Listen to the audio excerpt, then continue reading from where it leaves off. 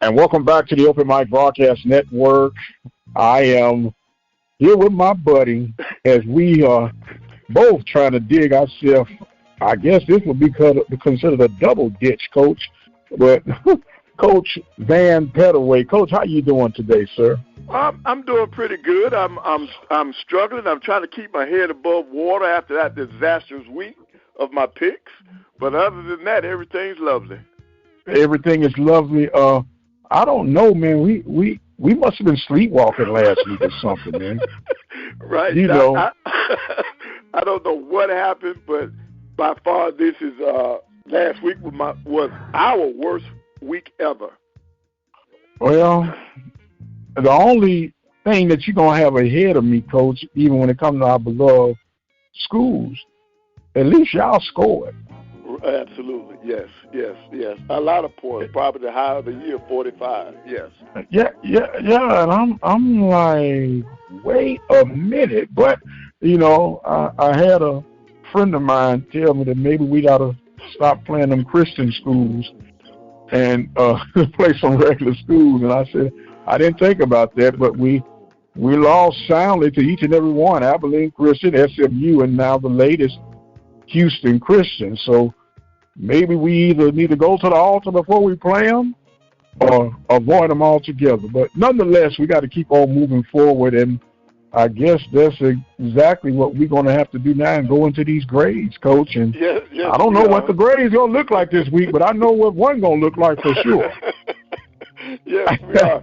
And with that being said, excuse me, we'll start out down in Itabena, where Mississippi Valley played host to Arkansas Pine Bluff. Mississippi Valley surprised everybody, including us, as they won that game 42-17. Mississippi Valley will get an A, and Arkansas Pine Bluff, they got to get a C- this week. Yes, sir. I'm giving A+ and C-. A+, of course, for Valley, and C- for Pine Bluff. Like you said, it was a real good game for a quarter and a half. Right. And then Valley woke up and said, wait a minute. Something going to have to give. Yeah, something going to have to give. We at home, this is going to probably be one of the best shots we got. And when I say they brought it home, Coach, they brought it home. Yes, they did. Boy, they did it. And then next up, we go down to Daytona Beach, where Bethune-Cookman played host to Texas Southern. Texas Southern won that game 34-31. I'm going to give Texas Southern an A for winning on the road. They were a long way from home. And Bethune-Cookman this time, they got to take the brunt of it. They're going to get a C- from me. Well, I'm going to go a little deeper, Coach. I'm giving an A to the visiting team, and I'm going to give a D because it was their homecoming. Right. And they lost on homecoming, and they, not that they do it on purpose, and some do it on purpose.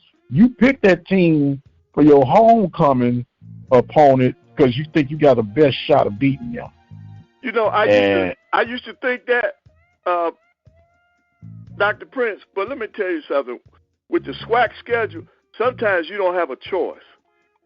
In other words, that because of the way the schedule rotates, sometimes you just might have to take that team as your opponent. You don't really want them to be designated as your homecoming opponent. But because of the way the schedule falls, sometimes they have to accept that. I understand. Well, you know what you could do too? Some of these non-conference games that you have at home, even if you have to have your homecoming in September, just make that your homecoming game. Right. Because you don't ever want to give an equal valued opponent, in my opinion, extra added fuel. Because whether it's intentional or not, people take it personal when you pick them for the homecoming opponent. So, that is true. Yes, sir. And that leads us into this next situation. Let's go down to Jackson, Mississippi, where it was homecoming. Jackson State played host to Alabama State. Alabama State, they spoiled the tailgating and all of the homecoming activities by winning that game 24-19. I'm going to give Alabama State an A, and Jackson State has to take a D on this one. I'm feeling good with these A+, Coach. I'm giving Alabama State an A+. And here's the only missing element was Deion Sanders was not there this season. Yep. Because, this one unofficially was the I Am SWAC Bowl. Right. And Coach Robinson promised, he said, I would love to play Jackson on their homecoming. He got his wish. He delivered. And I gave them an A+. Now, Jackson State, you said a D or C minus. What did you get them, Coach? A C minus? They got a D. I'm giving a C minus because they did lose at home, but Alabama State wasn't no slouch. There wasn't no pushover because they've been playing some pretty good ball. In fact, I had Alabama State picked ahead of Jackson State in my preseason standings. So it kind of fell, in the way I saw it at the beginning of the season. So I'm going to give Jackson State a C minus. Okay. And then that'll take us down to Baton Rouge, where Southern played host to Lincoln out of California. Southern won that game 45-18. Southern will get an A because they did what they were supposed to do, and it was homecoming for them also. I'm giving them a B. And the reason why, Coach, you gave up 18 points to a program that is in its third year of existence. Wow. And they won the game, and, you're supposed to, but I was really anticipating a shutout. I really was anticipating a shutout, so I gave him a B. Okay. And now we'll go to our alma maters, and I'll start with mine first. Do we have to? Alabama A&M went down to Grambling, and once again, Grambling's homecoming.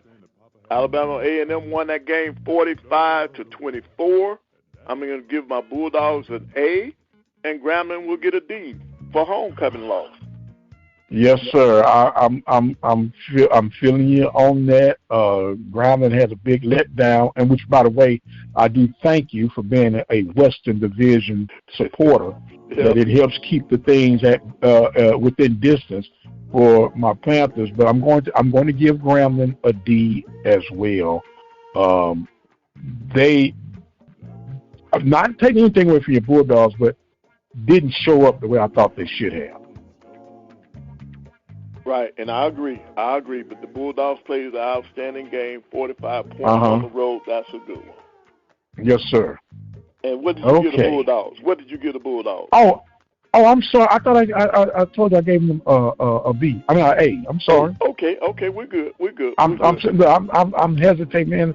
I'm dreading this next grade I got to give out. That's what it is. I figured that's what you were looking ahead, and that distracted you. Well, we go to Houston, Texas, where Houston Christian played host to Prairie View, and they won that game 30-0. Now, I'm going to give Prairie View. I think I've got to give them a D in this game because they didn't score, and I'm just going to have to admit I just couldn't find that much on Houston Christian. So I don't know how this happened, but we both figured Prairie View would win this game, but they lost 30-0.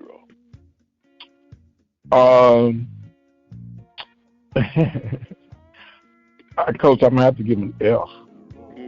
Okay. Yeah, they lost. That's part of competition. You win some, you lose some. You got shut out. Never anticipated that. But here's where the F is coming in. I was on record for saying, and I may have shared it with you on one of these interviews I was on, that if Prairie View did not get a minimum of 150 yards rushing, I would have been disappointed. Prairie View had 110 yards total offense and only 20 yards rushing.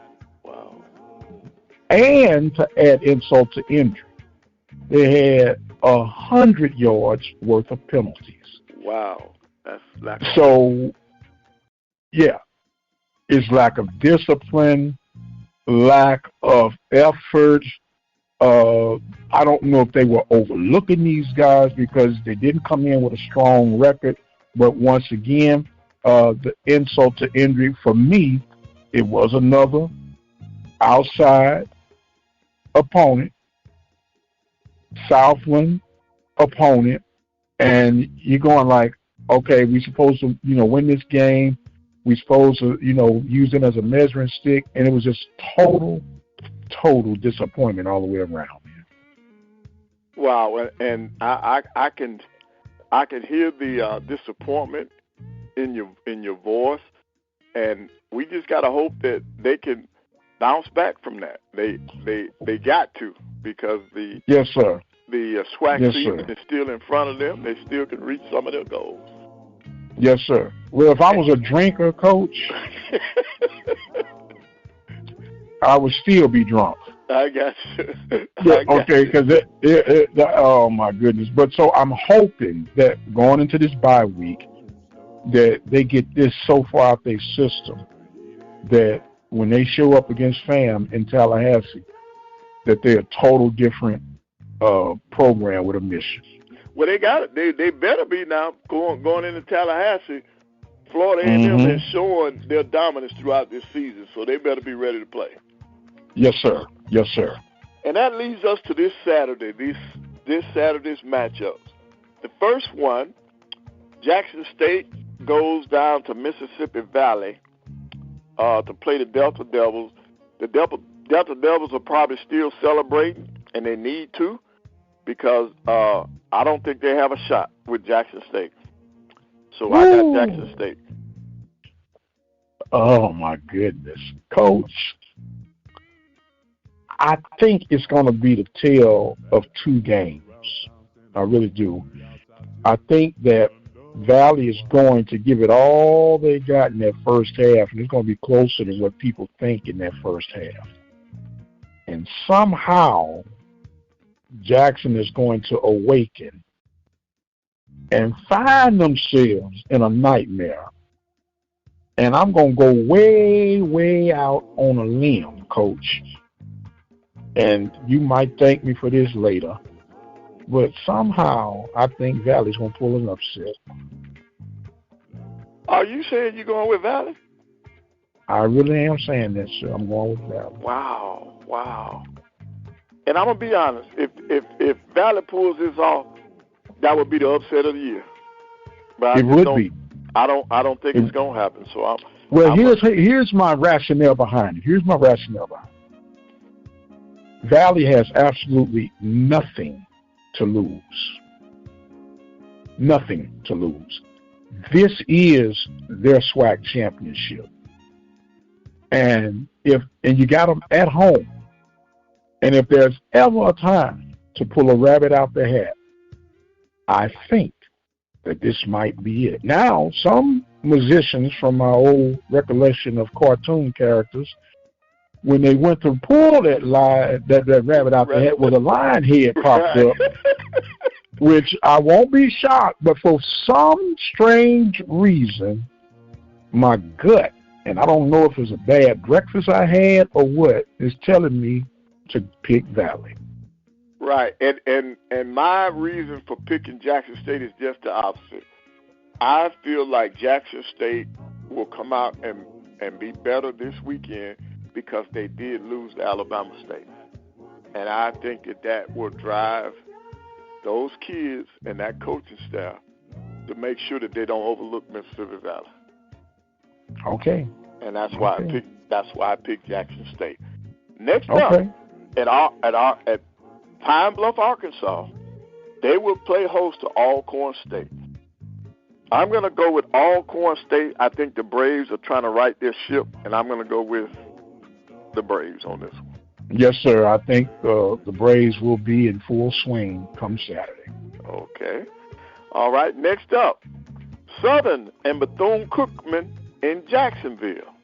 Now, the mere fact that this game is in Jacksonville, that takes away the home field advantage.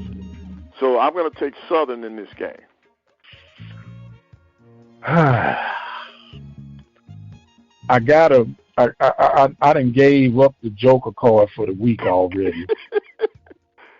And either I'm going to look like a stinking genius or a stinking idiot, but I ain't going to look like it twice.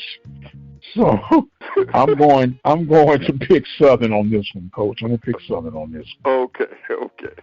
That's a good pick. That is a good pick. All right, next up, we got Florida A&M going all the way to Houston, Texas to take on Texas Southern. I don't care where this game is going to be played. I feel like Florida A&M is going to do what they need to do to win this game.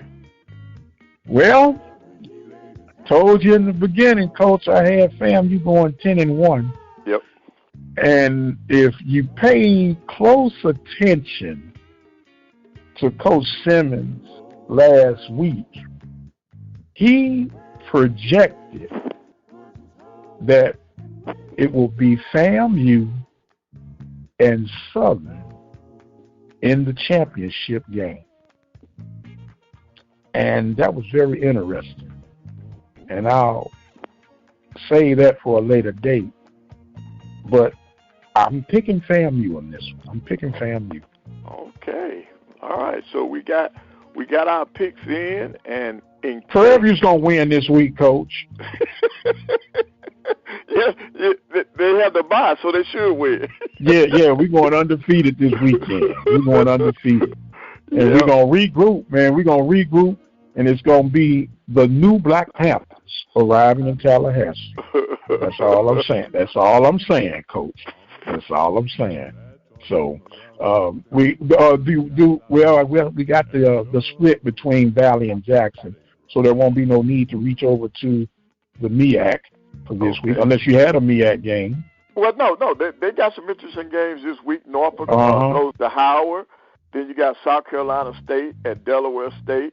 And the week is kicked off this Thursday where North Carolina Central goes over to Morgan State. So you know, they got 3 games this week. Three, whereas last week they didn't do. Everybody was out of conference. But you're who correct. You picking this week? We don't. Well, I like for some reason Dawson Odom is still in my head. I like Norfolk State going to Howard. I like that game, but I would pick Howard to win it. You would pick Howard to win it? Correct. Norfolk State at Howard. And you know what? I'm already out on a limb anyway. I'll take Norfolk State this week. Okay. I'll take Norfolk State. Yes, sir. All right. Well, we got it then. We got it. Yes, sir. Well, it's going to be real good or real bad for one of us. Yes, sir. You are so right. Yes, sir. And, you know, it leads me to a little commentary, and what I appreciate about us getting together. We have our fun with our picks, where we talk about some stuff that needs to be discussed, and, you know, for whatever reason, people don't want to discuss it, don't want to go into those deep parts of the weeds.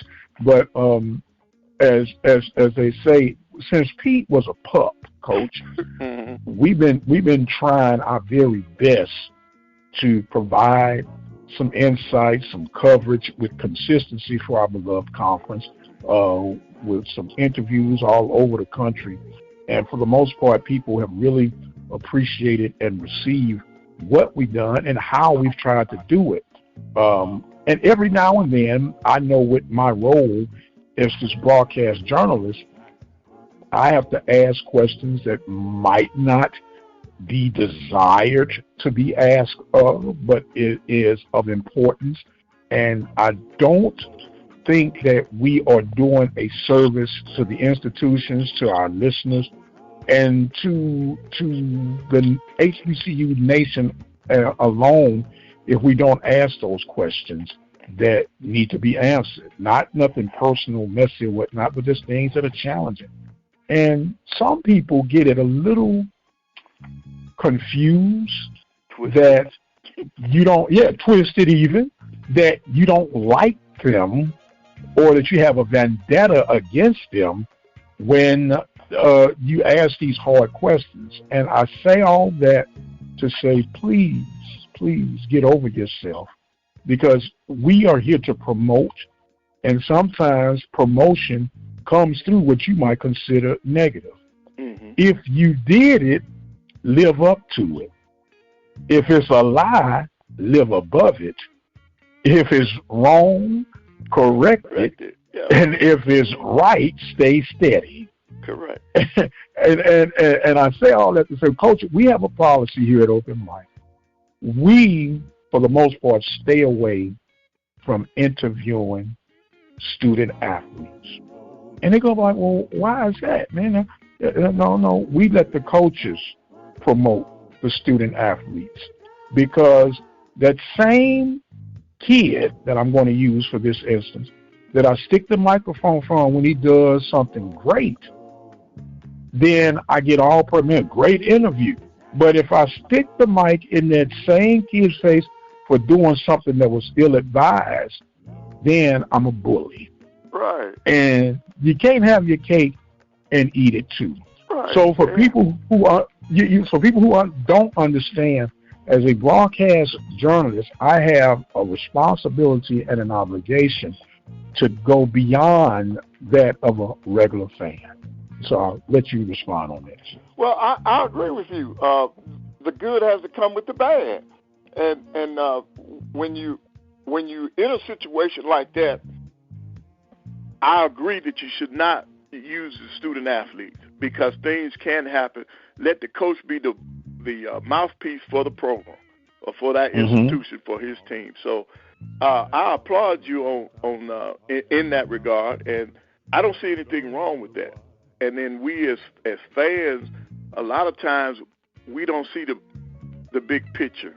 We only see what we want to see, and that's just life. That's just life. And so we have to be very careful with that. But I think your philosophy on not doing the athletes is a great one, because they will be the ones that's more successful to make an error or do something wrong, do something out of character. So keep it with the coaches and let the coaches be the mouthpiece for the program. Yes, sir. Yes, sir. And I believe in the team concept. I believe it to my very core. I was always taught there is no I in Correct. team. So when you focus on the team, you win as a team, you lose as a team. Now there might be a player or two who had some exceptional days to help the team, but it does not make them the standalone superstar. Correct. So I feel better, Coach. I got that off my chest. That's good. I feel so much good. better. You know, and you know what, Coach? You're kind of therapeutic for me, sir. I think a lot of this is divine intervention. The cause and the things that you are doing, these are things that this world needs. We need more of it. So that's why I want you to continue to be encouraged and continue to do the things that you're doing, because I promise you we need more of this. More of this coverage. Yep. We count it an honor, a blessing, and a joy that we are able to do it. And people, for whatever reason, they keep listening, Coach. And as long as they keep listening, we're gonna keep producing. And you know, we're gonna keep on keeping on. And we might not be the best pickers in the world, but we pick from our heart, and we're picking with love and support for our beloved universities and conference as a whole. Coach, I thank you, sir. I appreciate you so much, more than you'll ever know. And I'm not even ashamed to tell you that I love you, sir. And there ain't no funny shoestrings about it. I just love you for being who you are, a mentor, a friend, and a comrade. And so keep on keeping on yourself, sir. Keep on doing the outstanding things you do on the original heel. You know, and I have to acknowledge that. They give you the original heel, but we are the perfected heel. And we will do our things on this side.